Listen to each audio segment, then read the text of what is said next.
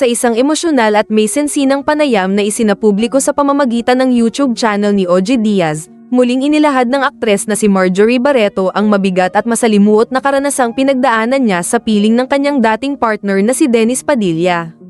Ito ay kasunod ng kontrobersyang kinasangkutan ni Dennis kaugnay ng kasal ng kanilang anak na si Claudia Barreto kay Basti Lorenzo.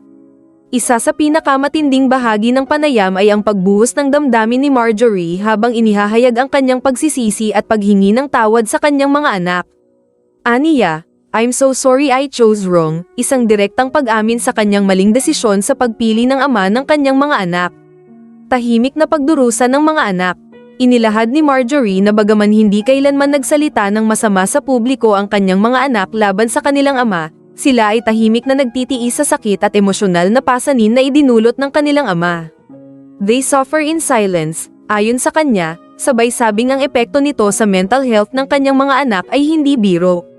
Ayon kay Marjorie, tila ba ni-terrorize ang mga bata sa presensya at asal ni Dennis, at ito ay matagal na nilang kinikimkim sa loob. Isa sa mga konkretong pangyayaring ibinahagi ni Marjorie ay ang naging tensyonado at hindi malilimutang insidente sa kasal ni Claudia. Sa gitna ng isang dapat sanay masayang seremonya, si Dennis umano ay nagtaas ng boses sa harap ng mga bisita, na naging sanhi ng pagkabahala ng marami. Kinailangan pa siyang pakiusapan na pansamantalang lumabas sa venue upang mapakalma ang sitwasyon. Ang tagpong ito ay nagdulot ng matinding stress sa pamilya, lalo na kay Claudia na siyang ikinakasal. Hindi rin pinalampas ni Marjorie ang pagkakataon upang ibunyag ang mga umano'y pang-aabusong naranasan niya mula kay Dennis sa loob ng kanilang relasyon. Aniya, naranasan niya ang pisikal, emosyonal, at verbal na pang-aabuso mula sa dating karelasyon. Ngunit sa kabila nito, nilinaw ni Marjorie na hindi niya kailanman siniraan si Dennis sa kanilang mga anak. Sa halip, pinalaki niya ang mga ito na may paggalang sa ama nila, kahit na ang respeto ay tila hindi nasusuklian. Sa gitna ng kanyang emosyon, nagbigay ng makabuluhang mensahe si Marjorie sa kanyang mga anak, lalo na sa kanyang mga anak na babae, at sa lahat ng kababaihan. Aniya, piliin ninyo ng mabuti ang magiging ama ng inyong mga anak. Isa itong payo na bunga ng mapait na karanasan, at hangarin niyang hindi nadanasin ng iba ang parehong sakit at pagdurusa na naranasan nila bilang pamilya. Isa pa sa mga mabibigat na pahayag ni Marjorie ay ang paggamit umano ni Dennis ng edad at kamatayan bilang emotional blackmail sa kanyang mga anak.